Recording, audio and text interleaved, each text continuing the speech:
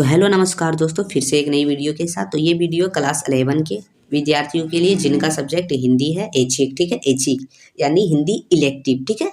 आप लोग अगर आपका हिंदी इलेक्टिव है तो वीडियो को पूरा देखिएगा ताकि 40 में से एक भी क्वेश्चन ना छूटे और एग्जाम में आप बढ़िया से बढ़िया अंक ला सके, ठीक है। इससे पहले आप लोगों का बहुत सारे सब्जेक्ट का करवा दिया गया, जिसमें भूगोल, इतिहास, अर्थशास्त्र, हिंदी कोर मतलब हिंदी कोर, ठीक है। उसके बाद जो है जो भी सब्जेक्ट है भूगोल वो सब करवा दिया है। आप लोग जाके देख लीजिएगा, प्लेलिस्ट में आपको लिंक मिल जाएगा, प्लेलिस्ट का लिंक डिस्क्रिप्शन में, ठीक है। तो चलिए वीडियो में आगे बढ़ते हैं, ठीक है। तो चलिए ये हम लोग का टोटल 40 क्वेश्चन रहेगा, तो आप लोग ध्यानपूर्वक इसे देखिएगा। ये हम लोग का है इलेक्टिव, इससे पहले कोर का करवा दिया गया, ठीक है। तो आपका अगर इलेक्टिव है तो वीडियो पूरा देखिए। तो पहला आप लोग का एक गद्यांश दिया हुआ रहेगा, जिसे पढ़कर 1 से 4 के लिए सही प्रश्न का विकल्प कीजिए, ठीक है। तो ये गद्यांश है, आप लोग पढ़ लीजिएगा अच्छे तरीका से, ठीक है। अच्छे तरीके से पढ़ने के बाद आप लोग का जो क्वेश्चन है वो बोलेगा, संस्कृत की शाश्वत धारा के निर्माण में कौन सहायक होते हैं। तो पहला का जो हो जाएगा ऑप्शन नंबर 3 हो जाएगा, महाकवि और मनीषी चिंतक, ठीक है। चलिए दूसरा क्वेश्चन चलेंगे। दूसरा क्वेश्चन जो हम लोग का बोल रहा है, लोक में उच्चतम जीवन आदर्शों की स्थापना कौन करते हैं। तो ये जो दूसरा का है ऑप्शन नंबर ए हो जाएगा, सत्य व धर्मी, ठीक है। चलिए तीसरा नंबर क्वेश्चन देखेंगे हम लोग, जो बोल रहा है, राजनीतिक और आर्थिक अर्थव्यवस्था किस बात का अनुपालन करके सार्थक हो पाती है। तो ये जो तीसरा का आंसर है ऑप्शन नंबर 2 हो जाएगा, मतलब शाश्वता, ठीक है।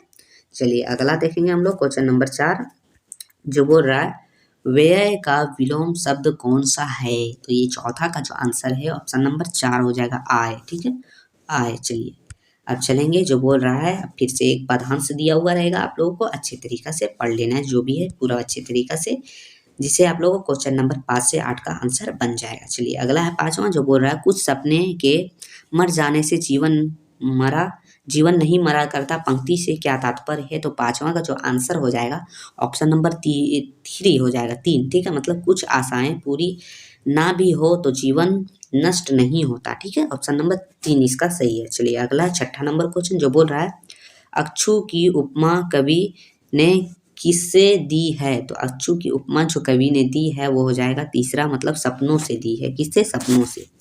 अगला है 7वां क्वेश्चन, जो बोल रहा है, प्रस्तुत काव्यांश के माध्यम से कवि ने क्या प्रेरणा दी है। तो उसने जो प्रेरणा दी है वो क्या दी है, वो है ऑप्शन नंबर 3, निराशा त्याग कर कर्मशील बनने का, ठीक है। चलिए अगला चलेंगे हम लोग 8वां नंबर क्वेश्चन, जो बोल रहा है, छिप छिप अच्छू बहाने वाले मोती व्यर्थ बहाने वाले पंक्ति में कौन सा अलंकार है। तो ये जो 8वां का आंसर है ऑप्शन नंबर 4 हो जाएगा, पुनरुक्ति प्रकाश, ठीक है। चलिए अगला देखेंगे, जो हम लोग का आ चुका है, रचनात्मक लेखन एवं अभिव्यक्ति और माध्यम से, ठीक है। तो देखिए 9वां हम लोग का क्वेश्चन है, वो बोल रहा है, जन संचार माध्यमों का प्रमुख कार्य है। तो उसका क्या कार्य है। तो इसका हो जाएगा चौथा, मतलब इनमें सभी सूचना देना, शिक्षित करना, रोजगार संबंधित जानकारी देना, ठीक है। तो ऑप्शन नंबर 4 इसका बिल्कुल सही है। चलिए हम चलेंगे अगला क्वेश्चन की तरफ। जो अगला क्वेश्चन है हम लोग का 10वां, जो बोल रहा है, पत्रकारिता के विकास में कौन सा मूल्य भाव सक्रिय रहता है। तो 10वां का जो आंसर है ऑप्शन नंबर 2 हो जाएगा, जिज्ञासा, ठीक है। चलिए 11वां क्वेश्चन देखेंगे, जो बोल रहा है, विचारों के आदान प्रदान की सबसे प्राचीन शैली कौन सी है। तो सबसे प्राचीन शैली है वही बताना है। तो 11वां का ऑप्शन नंबर ये 1 हो जाएगा, पत्रकार, ठीक है, पत्राचार, ठीक है, मतलब न्यूज़पेपर। अगला है, भारत में प्रकाशित होने वाला प्रथम समाचार पत्र बंगाल गजट का प्रकाशन किस वर्ष हुआ था। तो किस प्रकाशन की वर्ष क्या है, किस वर्ष हुआ था, यही है क्वेश्चन। तो 12वां का जो आंसर है ऑप्शन नंबर 2 हो जाएगा, 1780 ईस्वी में, ठीक है। चलिए आप देखेंगे क्वेश्चन नंबर 13, जो बोल रहा है, संचार के मुद्रण माध्यम में किसे शामिल किया गया है। तो 13 नंबर का जो आंसर है ऑप्शन नंबर 4 हो जाएगा, इनमें सभी, मतलब समाचार पत्र को, पत्रिकाएं को और पम्फलेट्स को, ठीक है। मतलब ऑप्शन नंबर 4 इसका बिल्कुल सही है। अगला चलेंगे हम लोग क्वेश्चन नंबर 14 की तरफ, जो बोल रहा है कि संपादकीय किसके द्वारा लिखा जाता है। तो संपादक के द्वारा संपादकीय लिखा जाता है, ठीक है। ऑप्शन नंबर 2 इसका सही हो जाएगा। 15 नंबर क्वेश्चन देखेंगे, जो बोल रहा है, फीचर के तथ्यों की प्रस्तुति का ढंग होता है। तो क्या होता है। तो 15 का आंसर हो जाएगा ऑप्शन नंबर 3, मनोरंजक होता है, ठीक है। चलिए 16 नंबर क्वेश्चन है, जो हम लोग का बोल रहा है, औपचारिक पत्र में किन पत्रों को शामिल किया जाता है। तो औपचारिक पत्र में जो है वो शामिल किया जाता है ये सभी, मतलब संपादकीय के नाम पत्र का, शिकायत पत्र और व्यावसायिक पत्र, ठीक है। मतलब ऑप्शन नंबर 4 इसका बिल्कुल सही है। चलिए अगला है, रिमाइंडर रिमाइंडर को हिंदी में क्या कहते हैं? तो रिमाइंडर को हिंदी में कहते हैं अनुस्मरक, ठीक है, अनुस्मरक, ऑप्शन नंबर 3। चलिए अगला है 18 नंबर क्वेश्चन, जो नोटिस को हिंदी में क्या कहते हैं? तो नोटिस को हिंदी में सूचना कहते हैं। क्या कहते हैं? सूचना, ठीक है, ऑप्शन नंबर 1 इसका सही हो जाएगा। अगला चलेंगे, जिसमें एक पाठांश दिया हुआ है, जिससे इस पाठांश को पढ़िए, जिससे आपका 19 और 22 नंबर का क्वेश्चन यही पाठांश के अंदर है। तो चलिए अगला 19 नंबर क्वेश्चन जो बोल रहा है, प्रस्तुत पंक्तियों के कवि कौन है? मतलब जो पंक्तियां लिखा है यहाँ, उसका कवि कौन है? तो ये जो हम लोग का है 19 नंबर का आंसर ऑप्शन नंबर 2 हो जाएगा। कौन है? सूरदास है, ठीक है। चलिए, प्रस्तुत काव्यांश की भाषा क्या है? तो कौन सा भाषा है? तो ब्रज भाषा है, ठीक है। जो काव्यांश लिखा हुआ है वो ब्रज भाषा, ऑप्शन नंबर 2 इसका हो जाएगा। चलिए अगला देखेंगे, तीसरा नंबर को मतलब 21 नंबर क्वेश्चन जो बोल रहा है, किसे एक पाँव पर खड़ा करके रखा जाता है? तो किसे एक पाँव पर खड़ा करके रखा जाता है? तो ये हो जाएगा गोपाल को, ठीक है, ऑप्शन नंबर 2 इसका सही हो जाएगा। चलिए 22वां नंबर क्वेश्चन की तरफ चलेंगे, जो बोल रहा है नंदलाला को कौन नचाता है? तो नंदलाला को कौन नचाता है? तो ये हो जाएगा ऑप्शन नंबर 3, मुरली नचाता है। कौन? मुरली, ठीक है। चलिए ऑप्शन नंबर क्वेश्चन 23 की तरफ चलेंगे, जो बोल रहा है बोरत तो बोरियो पे निचोरत बने नाही, पंक्ति में किस त्योहार का वर्णन है? तो ये हो जाएगा होली का। किसका? होली का, ऑप्शन नंबर 2। चलिए अगला चलेंगे हम लोग 24 नंबर क्वेश्चन जो बोल रहा है, झरी झरी झीनी बूंद है परती मानो में झरी झरी में कौन सा अलंकार है? तो 24 नंबर क्वेश्चन का आंसर ऑप्शन नंबर 1 हो जाएगा, पुनरुक्ति प्रकाश अलंकार, ठीक है, पुनरुक्ति प्रकाश। चलिए अगला है क्वेश्चन नंबर 25। क्वेश्चन नंबर 25 है जो बोल रहा है, प्रकृति को सुकुमार कवि किसे कहा जाता है? प्रकृति का सुकुमार कवि किसे कहा जाता है? तो ये 25 का आंसर ऑप्शन नंबर 1 हो जाएगा, सुमित्रा नंदन पंत को कहा जाता है, ठीक है, सुमित्रा नंदन पंत, ऑप्शन नंबर 1। चलिए 26 नंबर क्वेश्चन देखेंगे हम लोग, जो बोल रहा है संध्या के बाद कविता का मूल स्वर क्या है? तो संध्या के बाद कविता का मूल स्वर क्या हो जाएगा? तो 26 का जो आंसर हो जाएगा ऑप्शन नंबर 3 हो जाएगा, ग्रामीण जीवन का सामाजिक यथार्थ, ठीक है। चलिए 27 नंबर क्वेश्चन देखेंगे, जो बोल रहा बादल को घिरते देखा है के कवि हैं? तो इनके मतलब ये लेखक के कवि मतलब ये कविता के कवि कौन है? ठीक है, तो 27 नंबर का जो क्वेश्चन है वो उसका आंसर हो जाएगा ऑप्शन नंबर 2, नागार्जुन। क्या हो जाएगा? नागार्जुन। चलिए अगला देखेंगे, जिसमें फिर से एक गद्यांश लिखा हुआ है, आप लोग ध्यान से पढ़ लीजिएगा।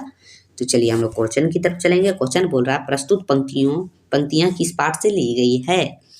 तो जो प्रस्तुत पंक्तियां हैं वो ली गई है दोपहर का भोजन पाठ से, ठीक है, दोपहर का भोजन पाठ से ली गई है। चलिए अगला चलेंगे 29 नंबर क्वेश्चन जो बोल रहा है, विवाह की कलरकी से किनकी छटनी हुई है? तो ये जो 29वां का जो आंसर है ऑप्शन नंबर ए हो जाएगा, मुंशी चंद्रिका प्रसाद, ठीक है, मुंशी चंद्रिका प्रसाद। चलिए अगला 30वां नंबर क्वेश्चन देखेंगे, जो बोल रहा है आंगन की अलंगनी पर कई पैबाद लगी एक गंदी साड़ी टंगी थी, यह किसकी साड़ी की बात की जा रही है? तो यह किसकी साड़ी की बात की जा रही है? तो 30वां का जो आंसर हो जाएगा ऑप्शन नंबर 3 हो जाएगा, सिद्धेश्वरी की, सिद्धेश्वरी ठीक है। चलिए चलेंगे 31 नंबर क्वेश्चन जो बोल रहा है, प्रस्तुत पंक्तियों के लेखक कौन है? प्रस्तुत पंक्तियां मतलब जो पंक्तियां दिया गया है, जो गद्यांश दिया गया है, उसका लेखक कौन है? तो 31वां का जो आंसर हो जाएगा ऑप्शन नंबर 2 हो जाएगा, अमरकांत। कौन है? अमरकांत, ठीक है। चलिए अगला चलेंगे, जो बोल रहा है टॉर्च बेचने वाला वायदे के मुताबिक कितने साल बाद उस जगह पहुंचा जहां उसे दोस्त से मिलना था? तो कितने साल बाद पहुंचा? तो ये जो 25वां का जो आंसर हो जाएगा ऑप्शन नंबर 4, 5 साल बाद पहुंचा, ठीक है। चलिए अगला है, गूंगे को किसने पाला था? तो गूंगे को किसने पाला था? 33 नंबर क्वेश्चन का आंसर हो जाएगा ऑप्शन नंबर 4, बुआ और फुआ ने, ठीक है, बुआ और फुआ ने पाला था उसे, ठीक है। चलिए 34 नंबर क्वेश्चन की तरफ चलेंगे, जो बोल रहा है ज्योतिबा फूले ने किस संस्था की स्थापना की थी? तो आर्य समाज की संस्थापना की थी। किसकी? आर्य समाज, ऑप्शन नंबर 1 सही हो जाएगा, ठीक है। चलिए 35 नंबर क्वेश्चन की तरफ चलेंगे, जो बोल रहा है उसकी माँ किस विधा की रचना है? तो ये है कहानी। क्या है? कहानी, ठीक है, ऑप्शन नंबर 1 हो जाएगा 35 का।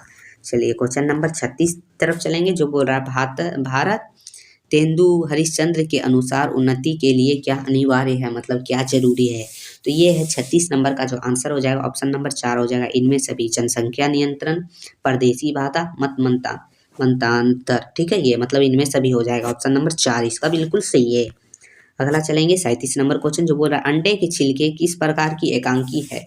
तो अंडे की छिलके जो है वो है पारिवारिक एकांकी। किसकी? पारिवारिक, ठीक है। चलिए अगला चलेंगे, 38 नंबर क्वेश्चन जो बोल रहा है हुसैन की कहानी अपनी जीवानी में हुसैन कौन सा बोर्डिंग स्कूल भेजे गए, तो कौन सा बोर्डिंग स्कूल भेजे गए थे, तो ये हम लोग 38 का जो आंसर हो जाएगा ऑप्शन नंबर 3